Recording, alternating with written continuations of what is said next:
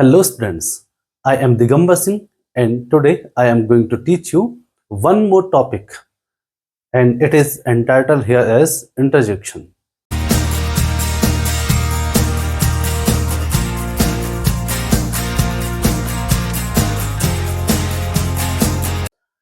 इससे पहले मैंने पार्ट्स ऑफ स्पीच के 7 टॉपिक्स मैं पढ़ा चुका हूं। जैसे सबसे पहले हमने नाउन पढ़ा, प्रोनाउन पढ़ा, एडजेक्टिव पढ़ा, वर्ब पढ़ा, फिर एडवर्ब, प्रीपोजिशन, कंजंक्शन और आज इंटरजेक्शन है। जिसने अभी तक मेरे प्रीवियस वीडियोस नहीं देखे हैं वो मेरी प्लेलिस्ट में जाके उन्हें देख लीजिएगा। आज हम इंटरजेक्शन पे बात करते हैं। स्टूडेंट्स, आपने कई बार लोगों को गुस्से में खुशी जाहिर करते हुए या आश्चर्य व्यक्त करते हुए, घृणा व्यक्त करते हुए देखा होगा। तो ये हमारे एक तरह के भाव हैं जिन्हें हम जिस तरह का हमारा मूड होता है उस तरह से हम अपने भावों के द्वारा इनको जाहिर करते हैं, उनको व्यक्त करते हैं। और ऐसे ही जो शब्द होते हैं उन्हें हम विस्मयादि बोधक अव्यय कहते हैं और इंग्लिश में उन्हें इंटरजेक्शन कहते हैं। Let's see its definition, what it says. Interjection are used to express sudden feelings. जो इंटरजेक्शंस होते हैं वो क्या करते हैं, एक्सप्रेस करते हैं, व्यक्त करते हैं कोई अचानक सी जो भावनाएं होती हैं, इमोशंस, मनोभाव होते हैं, दैट ओरिजिनेट, जो पैदा होते हैं ड्यू टू सडन जॉय, किसी अचानक मिलने वाली जॉय से, खुशी से, दुख से, आश्चर्य से और अनुमोदन से, जो हमें इन सभी से जो भी भाव हमारे मन में पैदा होते हैं और हम उनको व्यक्त करते हैं उन्हें ही हम इंटरजेक्शन कहते हैं। ये बहुत प्रकार के हैं, कुछ मैं यहाँ पे लिखाने जा रहा हूं आपको। जैसे आपने सुना होगा वाव, हुर्रे, ए, आ,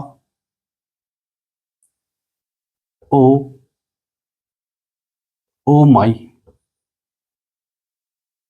माई गॉड, जिसको आजकल OMG भी हम शॉर्ट में कहते हैं। इसके अलावा अलास, फाई, फ्यू,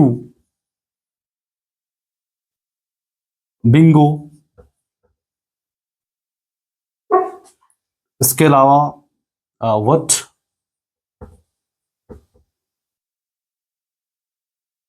यूरेका। इस तरह से बहुत सारे ऐसे वर्ड हैं जो हमारी अचानक हमारे मन में पैदा होने वाली जो फीलिंग्स और जो इमोशंस हैं उनको व्यक्त करने में मदद करते हैं। तो यही जो शब्द हैं ये इंटरजेक्शन कहलाते हैं। कुछ हम एग्जाम्पल्स इनके देखते हैं। जैसे हम एक लेते हैं वाओ पे, वाओ,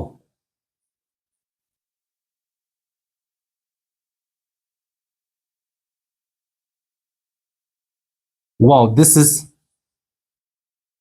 सो ब्यूटीफुल,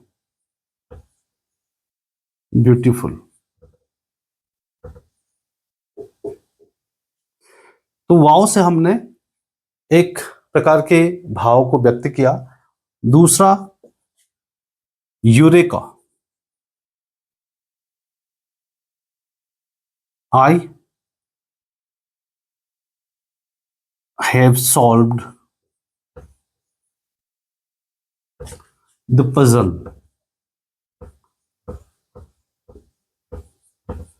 अब इसमें देखिए आप, यूरेका एक ग्रीक वर्ड है जिसका अर्थ होता है आई फाउंड। जब भी हमें कोई चीज जिस पे हम मेहनत करते हैं और अचानक से मिल जाती है हमें, हम उसको प्राप्त कर लेते हैं। तो ग्रीक वर्ड में एक शब्द है यूरेका, ग्रीक डिक्शनरी का एक शब्द है यूरेका, उससे हम अपनी खुशी को व्यक्त करते हैं, लेकिन उसका अर्थ होता है आई फाउंड इट। तो देखिए ये जो है ना वाओ और यूरेका, ये क्रम से क्या है, ये इंटरजेक्शन है।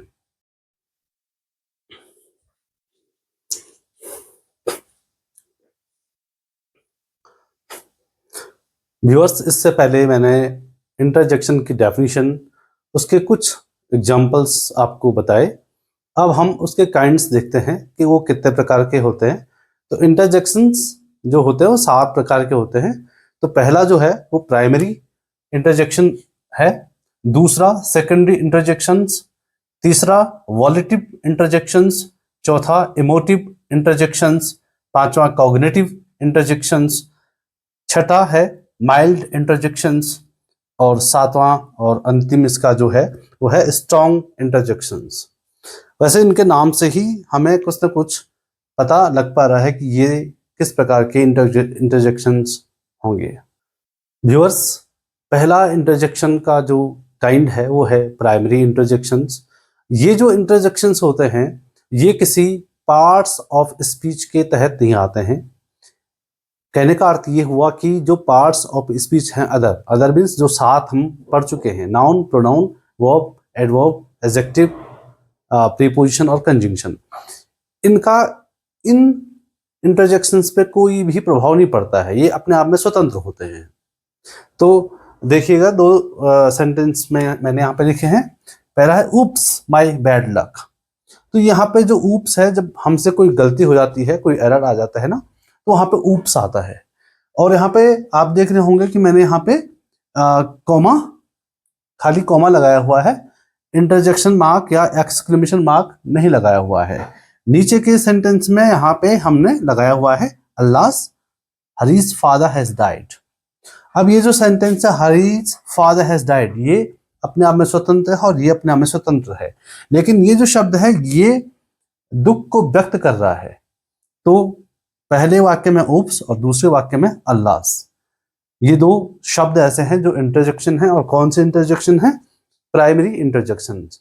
प्राइमरी इंटरजेक्शंस वे इंटरजेक्शंस होते हैं जो अन्य जो नाउन, प्रोनाउन और वर्ब पे डिपेंडेंट नहीं होते हैं। ये अपने आप में क्या होते हैं? इंडिपेंडेंट होते हैं।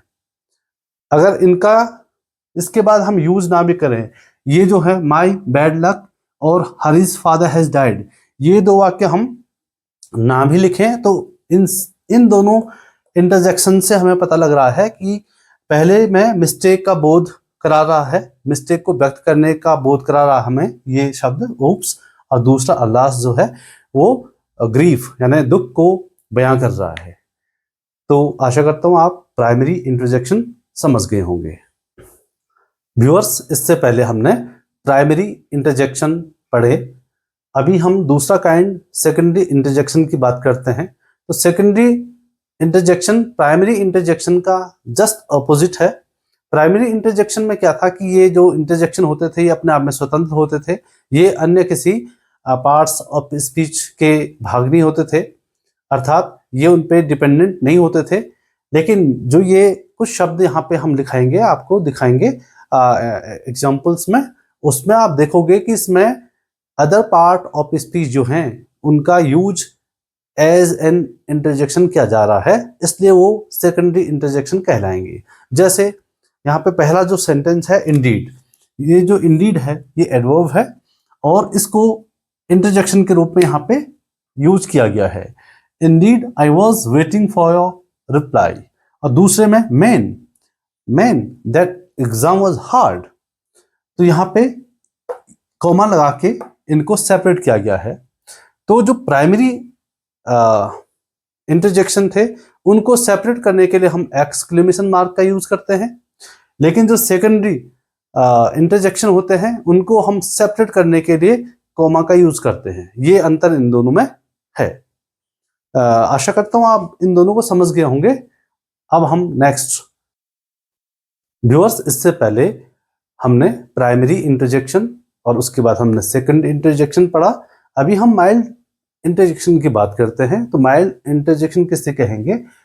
The relatively mild expression of feelings और emotions is usually called mild interjection. इसका अर्थ ये हुआ कि जब हम अपनी अभिव्यक्ति को, किसी भी मनोभाव की अभिव्यक्ति को हम बहुत सरलता से कहते हैं, बिना जोर के कहते हैं, बिना बलपूर्वक कहते हैं, तो उन्हें हम माइल्ड इंटरजेक्शन कहेंगे। माइल्ड इंटरजेक्शन और सेकेंडरी इंटरजेक्शन में एक समानता यह है कि दोनों इंटरजेक्शन में कोमा का यूज किया जाता है, अर्थात इन्हें कोमा से सेपरेट किया जाता है, जबकि जो प्राइमरी इंटरजेक्शन है उसमें एक्सक्लेमेशन मार्क उनको सेपरेट करता है। और सेकेंडरी जो इंटरजेक्शन है उन्हें अदर पार्ट्स ऑफ स्पीच के द्वारा भी बनाया जा सकता है, लेकिन जो ये माइल्ड इंटरजेक्शन होते हैं ये प्राइमरी इंटरजेक्शन के ही माइल्ड फॉर्म में होते हैं। तो कुछ हमने एग्जांपल्स लिखे हुए हैं। पहला है आई एम डूइंग वेल। दूसरा है oh I was waiting for you. तो यहां देखो आप, हम और ओ के बाद हमने कॉमा का यूज किया हुआ है, ये कॉमा है इसका यूज किया गया है। तो यहाँ पे हम अपनी जो यहाँ पे एक तरह से हमने स्वीकारोक्ति की है, अप्रूवल किया है, आई एम डूइंग वेल, मैं ठीक कर रहा हूं। और दूसरे में oh I was waiting for you, अरे मैं आपका इंतजार कर रहा था या मैं आपकी प्रतीक्षा कर रहा था।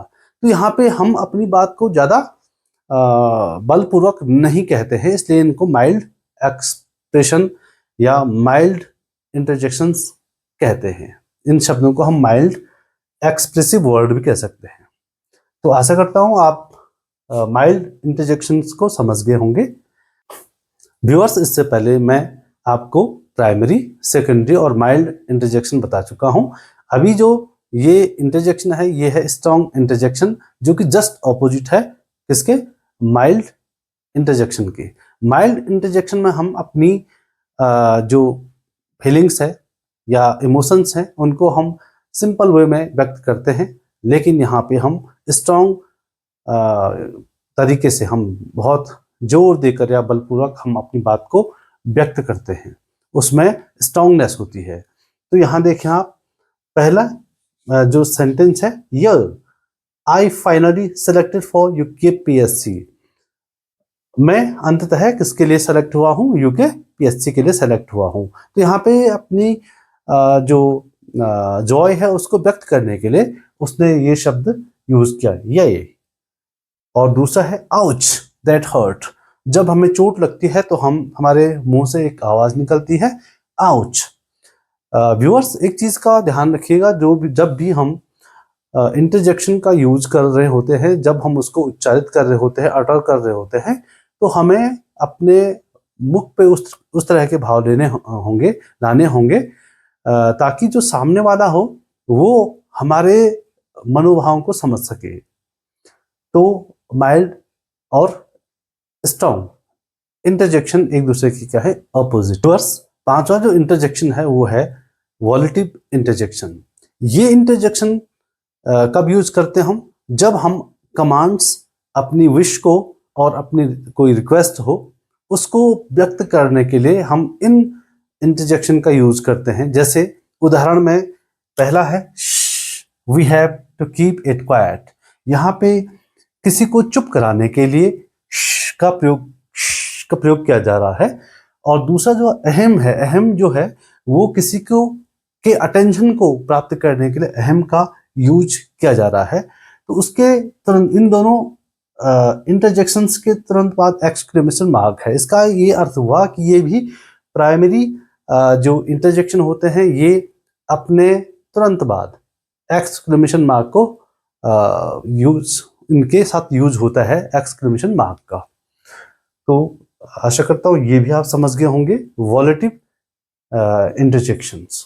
व्यूअर्स, इंटरजेक्शन का छठा जो काइंड है वो है इमोटिव इंटरजेक्शन।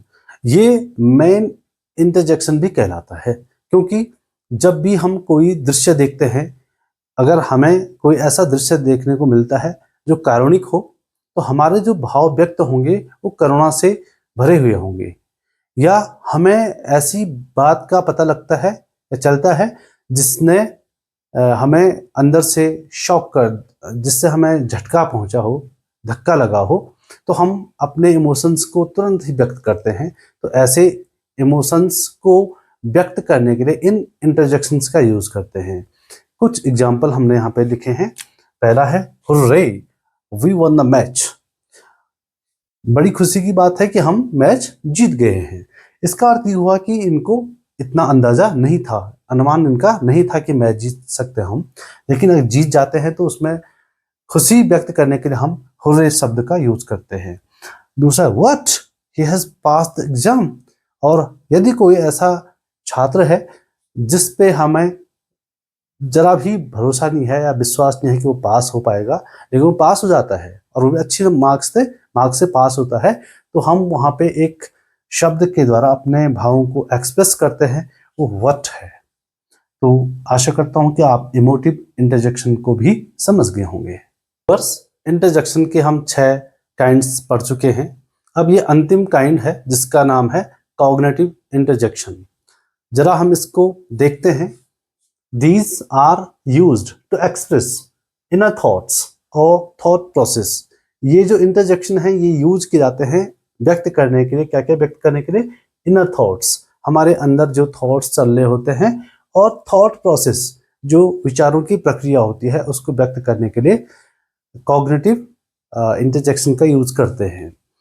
अब जो एक कॉग्निटिव इंटरजेक्शन है, ये एक ऐसा इंटरजेक्शन है जिसमें कॉमा का भी यूज होता है और एक्सक्लेमेशन मार्क का भी यूज किया जाता है।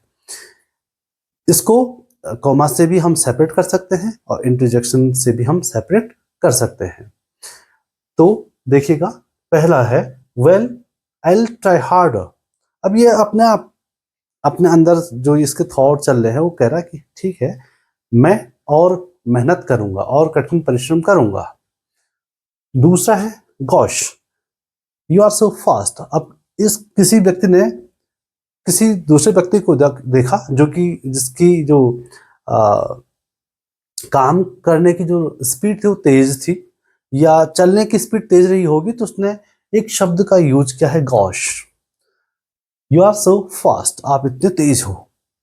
और तीसरा है, यहाँ पे देखिए आप, ब्रेवो के बाद एक जो साइन है यानी चिन्ह है, वो है एक्सक्लेमेशन मार्क। तो इस एक्सक्लेमेशन मार्क से इसको पृथक किया गया है, अलग किया गया है। तो ब्रेवो, व्हाट अ परफॉर्मेंस। अब यहाँ पे 2 इंटरजेक्शन है, ये भी इंटरजेक्शन है और व्हाट अ परफॉर्मेंस में ये भी आप देख रहे होंगे एक्सक्लेमेशन मार्क है।